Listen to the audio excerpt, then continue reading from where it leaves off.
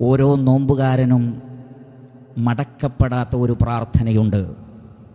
നോമ്പുകാരുടെ പ്രാർത്ഥന തള്ളപ്പെടുകയില്ല.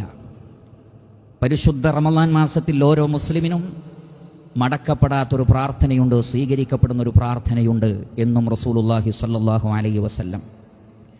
വെള്ളിയാഴ്ച ദിവസം ഒരു സമയമുണ്ട്, ആ സമയവും നിങ്ങളുടെ പ്രാർത്ഥനയും ഒത്തുവന്നാൽ ആ പ്രാർത്ഥന തള്ളപ്പെടുകയില്ലെന്ന് റസൂലുള്ളാഹി സ്വല്ലല്ലാഹു അലൈഹി വസല്ലം.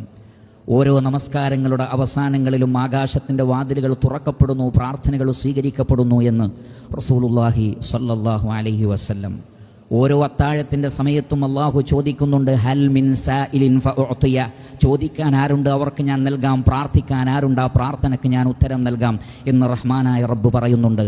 റമളാനിനെക്കുറിച്ചും നോമ്പിനെക്കുറിച്ചും പറഞ്ഞപ്പോഴാണ് പറഞ്ഞത്, വഇദാ സഅലക ഇബാദി അന്നി ഫഇന്നി ഖരീബുൻ ഉജീബു ദഅവത ദാഇ ഇദാ ദഅൻ. എൻ്റെ അടിമകൾ എന്നെക്കുറിച്ച് ചോദിച്ചാൽ പറഞ്ഞു കൊടുക്കണം, ഞാൻ അടുത്ത് തന്നെയുണ്ട്, സമീപസ്ഥനാണ്. പ്രാർത്ഥിക്കുന്നവർ എന്നെ വിളിച്ച് പ്രാർത്ഥിച്ചാൽ ആ പ്രാർത്ഥനയ്ക്ക് ഞാൻ ഉത്തരം നൽകാം.